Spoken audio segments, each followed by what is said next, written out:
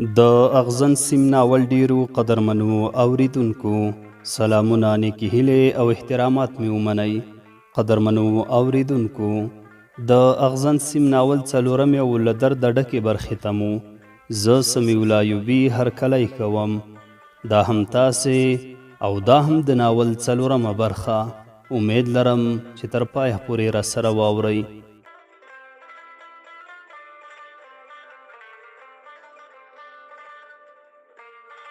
په بیړه مې ور وکتل، د باډۍ په وروستۍ برخه کې یوه سړي چیغې وهلې. له موټر وتلې دړې ته مې پام سو. زړه مې ولړزېده، څوک نه وو. د سړي له چیغو سره ژړا ګډه شوه. موټر ودروئ. د موټر ټایرونه په وړو ډبرو وښویېدل. خلک په دوړو کې پټ شول. سړي ټوپ کړل، د پاخه سړک خواته یې منډه ور واخیسته.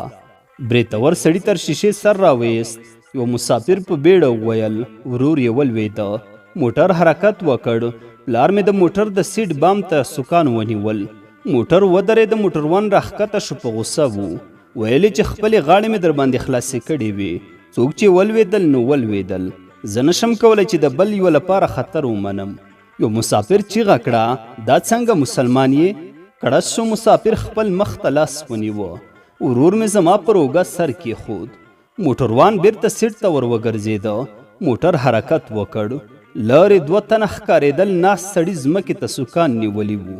نرۍ چیغې راتلې. بل په تورو خاورو کې پروت و. د مریم خبرې ختمې شوې. بخارۍ ته مې وکتل، سره وه، خو تاو یې تر کمپیوټره نه رسېده. سهار دفتر ته لاړم. یوه ملګري مې کوزده کړې وه. نورو همکارانو شیریني ترې غوښته. بس سلا په دې شوه چې غرمې ته به ماهیان راباندې خوري. همداسې مو وکړل. 6 تنه پوره 12 بجې له دفتره ووتو. نږدې ځای د خیرخانې قلعه نجاره وو. ورغلو. په یخه هوا کې د ماهیانو خوراک خوند وکړ. د چای د څښلو په وخت ټلیفون راغی. حیران شوم. مریم وه. دې به یوازې له ماښامه وروسته ټلیفون کاوه. د باندې ووتم، بخښنه یې وغوښته. رایاده یې کړه چې د کار په وخت کې مزاحمت وکړ. خو وروسته یو دم وویل، د موټرو غږ دی. پوه مې کړه چې د ماهیانو د خوراک لپاره قلعه نجاره ته راغلي یو. په غږ کې بدلون راغی. په خوشحالۍ یې وویل، په چهارراهي کې؟ ما ورته وویل هو. مریم وویل کومې خواته؟ ما ورته وویل شمال خواته. مریم راته وویل خو په جنوبي برخه کې ښه ماهیان ورکوي. ته ورته وګوره. زه مې له مور سره څو ځله ورغلی یم. ومې کتل، تر سړک ورهاخوا له لویې کړایي څخه تاوونه پورته کېدل. ما ورته وویل اورې؟ مریم وویل هو. غږ یې ژړغونه یو، خو وروسته یو دم وخندل. هی، چهارراهي ته وګوره. هغه بوډا ترافیک شته، اوږده ږیره لري. ومې کتل، یو ځوان ترافیک د موټرو نظم برابراوه. مخکې تر دې چې د نه ځواب ورکړم، مریم په خوند وویل موږ به هر سهار همدلته د پوهنتون یوه ملګرې راخیسته، خو وروسته یې د درېدو ځای بدل کړ. ویلې چې زوړ ترافیک ډېر راته ګوري. بس خدای راکړه، ملګرې به مو ځوروله. ویل به مو چې زوم خو مو بیا ولاړ دی. مریم ټوخي واخیسته. ټوخی یې اوږد شو. وروسته یې غاړه صافه کړه. ورو یې وویل وبخه. شاته مې وکتل، یوه ملګري مې ساعت ته اشاره کوله. د مریم نیولی غږ مې واورېده. قلعه نجاره څنګه ښکاري؟ ما ورته ویل هېڅ. لاندې دوکانونه دي، پورته منزل د ډاکټرانو لوحو نیولی دی. د ژۍ واورې د موټرو په لوګیو تورې دي، خو له سړکه دوړې پورته کېږي. مریم سوړ اسویلی ویسته. تر همغه دوړو ځار شم. یوه شیبه غلې وه. وروسته په غریو کې وویل یوه هیله. ما ورته ویل وایه. مریم وویل یوه ژوره ساه واخله. خندا راغله. ولې؟ مریم راته ویل زما په خاطر. پزه مې کش کړه. د لختي بوی له دوړو سره ګډ و. ټوخی راغی. ټلیفون مې لرې ونیوه، خو ومې نه ټوخل. لاس مې بیرته غوږ ته ورنږدې کړ. مریم وویل بختور یې. ومې خندل. مریم سوړ اسویلی ویسته. د وطن دوړې مې یادېږي. غلې شوه. د ملګري غږ مې واورېده. ویلې چې د دفتر کارونه راته پاتې دي، باید لاړ شو. مریم یو دم وخندل. وی ویل اصلي خبره مې هیره شوه. سبا د روغتون دهلیز رنګوي. کمپیوټرونه باید لرې کړي. له سهاره راهیسې د کیسې په ثبتولو اخته یم. غواړم چې ډېرې خبرې در ولېږم. رخصتي مو په څو بجو ده؟ ما ورته ویل 4:30. مریم وویل ښه که مې ایمیل ناوخته در ورسېده چې هیر یې نه کړې. ما ورته ویل سمه ده. مریم وویل وبخه، اخري خبره، که زما منې تر سړک واوړئ هغه بلې غاړې ته ښه ماهیان پخوي. هیڅ مې هم ونه ویل، موږ ماهیان خوړلي وو. دفتر ته لاړو، په رخصتۍ کې مې د مریم خبرې راواخیستې.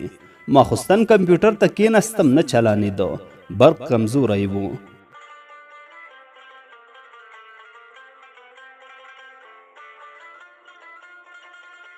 د څنګ ګاونډی را په زړه شو، برق یې نه درلود، زموږ له کوره لاین کش کړی و. ورغلم، سیم مې له ساکټه ویسته، راغلم کمپیوټر چالان شو، ټلیفون وشرنګېده. همسایه و، ویلې چې ستاسو د حویلۍ د دروازې د سر ګروپ بل دی. ولاړ شم، برق مې بیرته ورخوشی کړ. راډیو مې راواخیسته، یوازې د جنګ خبرونه وو. مړه مې کړه، اوږد وغځېدم. د مریم خبرو ته مې سودا وه. 8 بجې وې، د کوڅې د خلکو تر ویده کېدو مې د برق قوي کېدو تمه نه درلوده. پیاله مې له چایو ډکه کړه، المارۍ ته ودرېدم، د خرما قوطی رانه ورک و. برق لاړو، بیرته په خپل ځای کېناستم.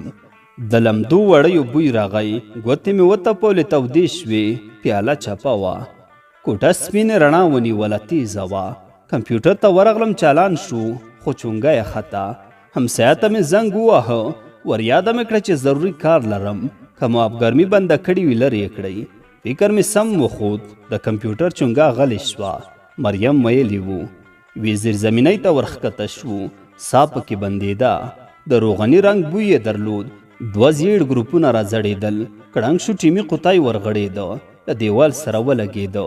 پر لمده سیمټ د نخودي رنګ څاڅکي توی شول. ورور ته مې وکتل، خپلو پښو ته یې وچې سترګې نیولې وې. د پتلانه شنه پایڅه په نخودي رنګ ککړه وه. مور مې د هغه سر په خپل ټټر پورې ولګاوه.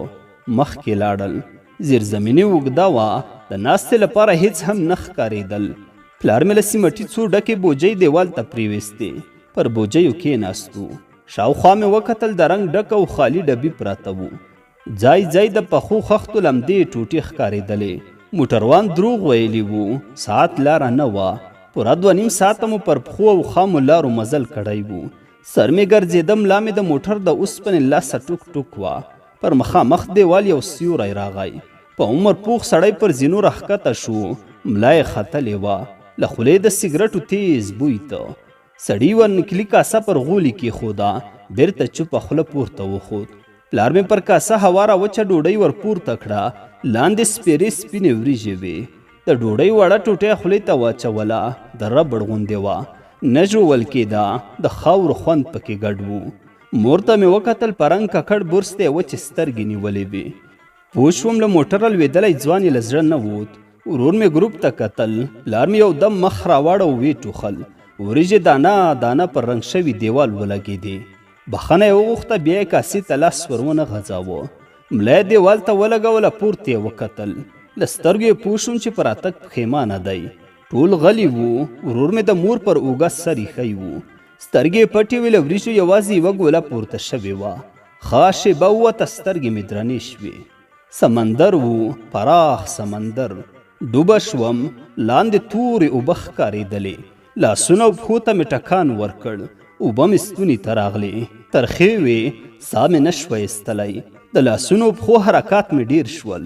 سر ته راوختم، مور، پلار او ورور مې هم ځګنو څپو اخیستي وو. ورور مې چیغې وهلې، مرسته یې غوښته. د نهنګ لکۍ مې ولیدله، اوبو لویه خوله راووته. سپین تېره غاښونه یې زما د ورور سر ته سیخ شول، سپین ځګونه سرو وینو ونیول. چیغه مې کړه، پر خولې مې ترخې اوبه راواوښتې.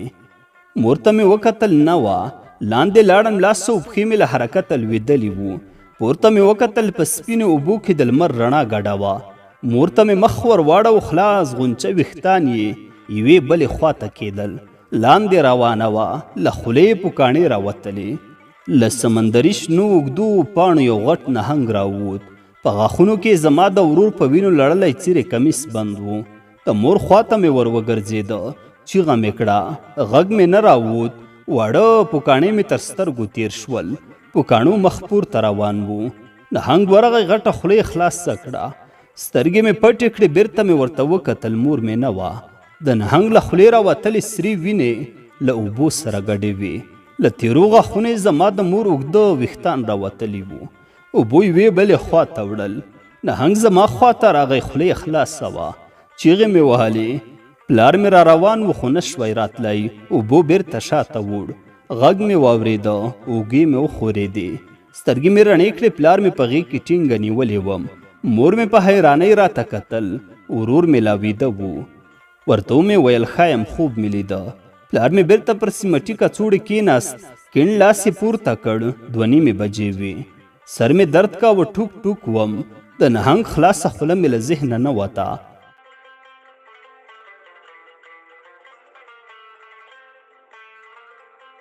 غږ مې واورېده، یو چا زما د پلار نوم واخیست.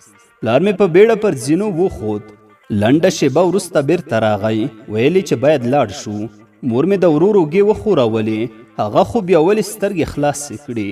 له څه ویلو پرته ولاړ شو. د باندې راووتو، تیاره وه، سپوږمۍ نه ښکارېده. کوڅې ته راغلو، یو کوچنی موټر ولاړ و. پر سر یې د ټکسي لوحه ټومبلې وه. پلار مې له موټروان سره مخکې کېناست. موږ د شا سیټ ته ورپورته شوو. شاوخوا مې وکتل، هسکه وه. لاندې په زرګونو سپین او زیړ څراغونه بل وو. فکر راولوېده، موږ د زاهدان د ښار په څنډه کې وو. موټر حرکت وکړ، په یوه کوڅه کې راتاو شو. عمومي سړک ته وخوت. مخکې لاړ، سړک ته نږدې په پیاده رو کې ودرېده. موټروان په بیړه دروازه خلاصه کړه. له موږ څخه یې وغوښتل چې له موټره ښکته شو. همداسې مو وکړل. سړک ته نږدې په ګڼو ونو کې کېناستو. د سړک دواړو غاړو ته نږدې تیز ګروپان بل وو. رڼا یې تر هغو څانګو را رسېده چې موږ یې تر لاندې ناست وو. موټروان ته مې وکتل، د موټر له مخکیني ټایر یې هوا ایسته. شیبه وروسته د موټر پر بانټ کېناست. چوپه چوپتیا وه. کله کله به یو موټر په تیزۍ سره تیر شو. موټروان شیبه په شیبه خپل ساعت ته کتل. یو موټر راغی، ټویټا وو. پر سر یې سور څراغ تاوېده. پر دروازه سپاه پاسداران جمهوریت اسلامي ایران لیکلی وو. موټر بریک ونیو. یو عسکر له شیشې سر راویست. موټروان د ټکسي خالي ټایر ته ګوته ونیوله. وروسته ټلیفون ته اشاره وکړه، نه پوهېږم، خو دا معنا مې ترې واخیسته چې د بل ټایر راوړلو ته انتظار باسم. د پولیسو موټر حرکت وکړ. موټروان سګرټ ولګاوه، هماغسې پر بانټ ناست و. وروسته یې ټلیفون غوږ ته ونیوه. د لاس له خوځولو یې پوه شوم چې په غوسه دی. پا ووت. 303 بس ودرېده. موټروان راغږ کړل، ورغلو. بس ته ور وختو. شاتنۍ اوږده چوکۍ تشه وه. لاړو او هملته کېناستو. بس حرکت وکړ. دواړو غاړو ته واړه زاړه ناست وو. په تورې ویښتو کې د بس د چت د چراغونو کمزورې رڼا ښکارېدله. سپین سرونه هم پاک وو. ځای ځای په تورو حجابونو پوښلي ککرۍ هم زنګېدلې. ټول غلي وو. مخکې مې وکتل، د بس پر ماشین یو تنکی ځوان ناست وو. نیم ساعت وو. ځوان ولاړ شو. یو پلاستیکي سطل یې ور واخیست. مخکې راغی. یو ماشوم یې له غومبورو کش کړ، ویې خندل. له سطله یو جوس ورکړ. ځوان د 2-3 نورو کسانو ته د اوبو بوتلونه ونیول. وروستی چوکۍ ته راغی، سطل یې کېښوده. یوې بلې خواته یې وکتل، له جیبې 2 کارتونه راویستل. ورو یې وویل، مخکې پوسته ده، پولیس راخیږي، د شا سیټ ته نه راځي. له لرې هم دا کارتونه ورته پورته کړئ. پلار مې یو کارت ور واخیست، سر یې وځړېده. بیرته یې ځوان ته وکتل. هغه پر خپلو شونډو ګوته ایښې وه. په ټیټ غږ یې وویل، ورخطا نه شې، لار ورسره لرو، پیسې مو ورکړې دي. ځوان یو دم وخندل. په لوړ غږ یې وویل، جوس غواړئ؟ د جوس پاکټ یې زما د ورور پر زنګنو کېښود. مخ یې واړاوه. بیرته موټروان ته نږدې کېناست. پلار مې کارت راکړ. کارت ته مې وکتل. پورته یې شناسنامه لیکلي وو. لاندې د یو بریتور سړي عکس ښکارېده. پلار ته مې اشاره وکړه. په شونډو کې مسکی شو. خپل کارت یې راوښود. عکس یې نه درلود. مور ته مې وکتل. کارت یې په ګوتو کې سره اړاوه. په عکس کې یوه ګیرور بوډا سپینه لونګۍ تړلې وه. یو وړوکی بازار راغی. بس ودرېده. دوکانونه بند وو، خو د هوټل تر لویو شیشو ورهاخوا ګڼ خلک ښکارېدل. ټولو په خاشقو پنجو خوراک کاوه. بس ته یو وسلوال عسکر راوښود. په لوړ غږ یې د اسنادو غوښتنه وکړه. لاسونه پورته شول. مور ته مې وکتل. دا کس خوا یې ځان ته نیولې وه. عسکر له لومړۍ چوکۍ را تیر شو. په 2مه چوکۍ کې د یوه بوډا اوږې وخوځولې. د بوډا تر څنګ ناستې ښځې څه ورته وویل. زړه مې ولړزېده. عسکر مخکې راغی.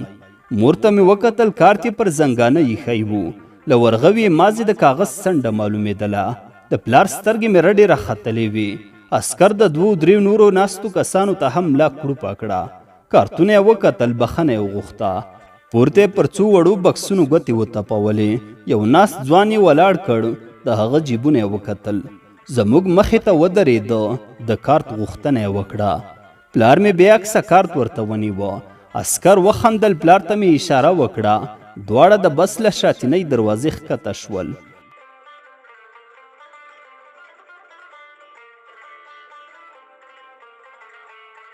مور مې ولاړه شوه، مټ ته مې لاس ور وغځاوه، بیرته پر خپل ځای کېناسته. ورور مې په ویره وویل ابا یې چېرته بوته؟ ورو ښځینه غږ مې واورېده، ډېر ښکلی دی. ورمېږ مې کوږ کړ، تر مخې مو یوه زړه ښځه ناسته وه، په عینکو کې سترګې غټې ښکارېدلې. تر څنګ یې زما ورور ته کتل. وروسته یې ما ته مخ راواړه، ورو یې وویل افغانان یاست؟ زه غلی وم. ښځې وخندل. د ماشوم له خبرو پوه شوم چې ایرانیان نه یاست، خو پاکستانیان هم نه راته ښکارئ. د هغوی رنګ معلوم دی، تک تور دي. مور مې وویل افغانان یو. ښځې له خپل بکسه د بسکټ قوطی راویسته، ورور ته مې ونیوه. ورور مې مور ته وکتل، هغې اوږده باڼه سره ور وستل. ورور مې بسکټ ور واخیست، ویې ویل ابا ته خو به څه نه وایي؟ زړې ښځې وویل دا څه وایي؟ مور مې سوړه سویلی ویسته. هیڅ، پلار ته یې اندېښنه ده. زړې ښځې وخندل، مخکیني غاښونه یې د زر وو. ورو یې وویل مه ویرېږئ، د لارو پولیس د څو تومنو سپي دي. خبره یې سمه و، پلار مې راغی، په خپل ځای کېناست، خو د تندي ګونځې یې ژورې وې. مور مې د غصې علت وپوښته. پلار مې ور یاده کړه چې $100 یې ورنه یوړل. موټر حرکت وکړ، ښه شیبه ووته. زړې ښځې وویل په تومنو یې بدل کړئ. ښځه د ډالرو په ټکي پوهېدلې وه. پلار مې د ورور په لاس کې د بسکټو نیولې قوطي ته وکتل. مور مې وویل ښځې ورکړ. د باندې تیاره وه، ځای ځای به د بس د چراغونو تیزه زیړه رڼا پر روانو ترافیکي لوحو لګېدله، نور هیڅ هم نه ښکارېدل. سترګې مې درنې وې، د بس د چت سپین څراغونه ورو ورو کمرنګي کېدل. وروسته خوب وړې وم. مریم وټوخل، ټوخی یې اوږد شو. بیا په کمزوري غږ وویل شور او زوږ وو. سترګې مې رڼې کړې، دواړو غاړو ته کتار بسونه ولاړ وو. خلک یوې بلې خواته ګرځېدل. مور ته مې وکتل، له زړې ښځې سره یې خبرې کولې. بس تش وو. دوې چوکۍ ور هاخوا یوه بوډا کتاب لوسته. پلار ته مې پام شو، د مجلو اخبارونو غرفې ته نږدې له موټروان سره ولاړ وو. ورور مې راغی، له سرو شونډې د ګشنیزو نری ډکی راوتلی وو. برګر یې خوړ. ولاړه شو. مور ته مې وکتل، څه یې ونه ویل.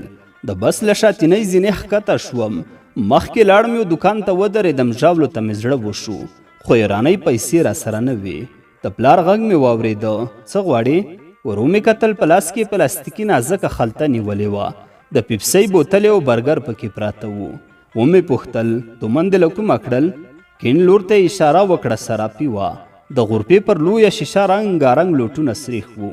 له دوکانه مې 2 درجنه ژاولې راواخیستې. ورغلم، پلار ته نږدې د لرګۍ پر اوږده چوکۍ کېناستم. مخې ته مې وکتل، در چمن ورهاخوا سیمټي نری سړک وو. ډله خلک ګرځېدل، خو پر سړک یو کاغذ هم نه ښکارېده. پلار مې په ډکه خوله وویل تهران ته 120 کیلومتره لاره پاتې ده، تر ماښامه به په بس کې یو. د مخامخ 2 منزله تعمیر پر سر لوی ساعت ته مې وکتل. د سهار 9 بجې وې. ومې پوښتل دا کوم ځای دی؟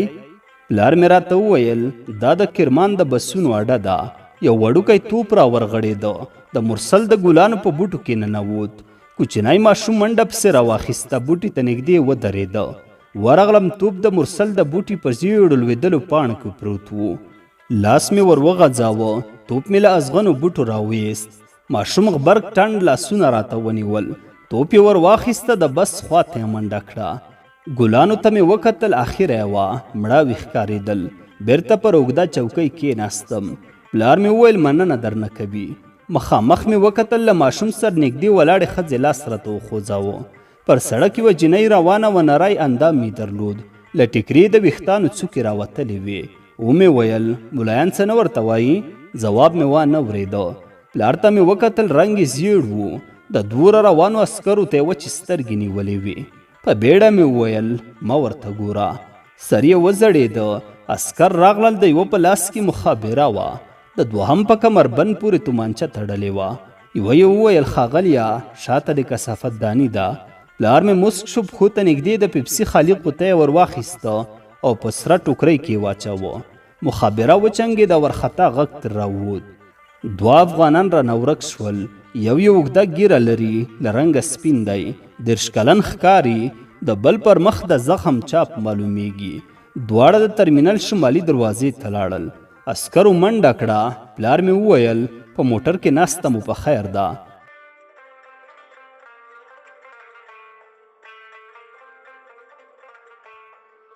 روان شو. ورور مې له مور سره ناستو زړې ښځې کتاب لوسته.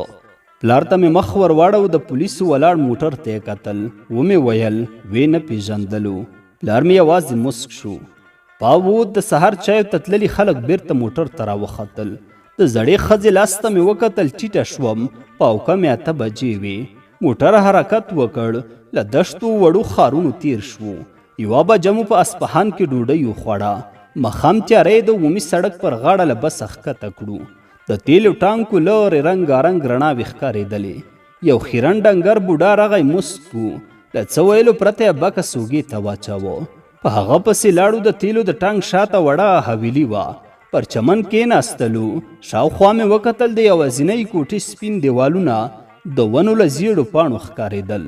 بوډا همغه کوټې ته ننوت. ورور مې منډه واخیسته. د هغه له تورو ویښتو ورهاخوا له وچو بوټو د بتو سپینې غاړې راوتلې وې. ورغلم. 3 بتۍ د کوچني هاوس پر رڼو اوبو کې ګرځېدې.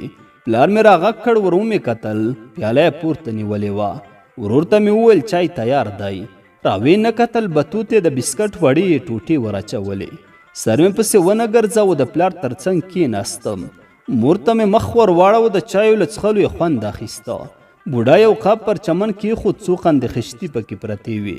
پیاله مې را ډکه کړه. بوډا په خواره خوله وویل بل څه خو به مو نه وي په کار. پلار مې مننه ترې وکړه، خو بوډا لا په خپل ځای ولاړ و. د خولې د دواړو غاړو ګونځې ژورې وې، خندل یې. پلار مې جیب ته لاس کړ. بوډا ته یو لوټ ونیوه، خو بوډا لاس ور ونه غځاوه. پلار مې بل نوټ ورسره یو ځای کړ. بوډا هماغسې خندل. خوښ مې شو، وږی نه و، خو یو دم یې وویل ډالر غواړم. پلار ته مې غوسه ورغله، لاس یې ور ټول کړ. بوډا کېناست، په خواره خوله یې وویل ښاغلیه مه خفه کېږه، دلته یوازې هغه افغانان راوړي چې اروپا ته ځي، ډېرې ډالر راکوي. پلار مې وخندل، له پیسو سره یو بل نوټ هم یو ځای کړ. بوډا ته یې ونیوه، هغه لاس ور وغځاوه، خو همغه پخوانۍ خندا یې نه وه. چمن خوند کاوه، سړه هوا لګېده، د لمدو خاورو بوی ته. په ذهن کې مې د وحید څېره راګرځېدله. بوډا د کوټې تر مخ ولاړو، پر پای پې ځمکه پاشي کوله. نیم ساعت ووت، بوډا راغی، په لاس کې موبایل و. په غوسه یې وویل چې په ما پسې راځئ. پلار مې بکس ور واخیست، د تیلو د ټانک تر مخ ولاړې ټکسي ته ور وختو. موټر حرکت وکړ. مخکې لوحه راغله، لیکلي یې وو تهران 10 کیلومتره.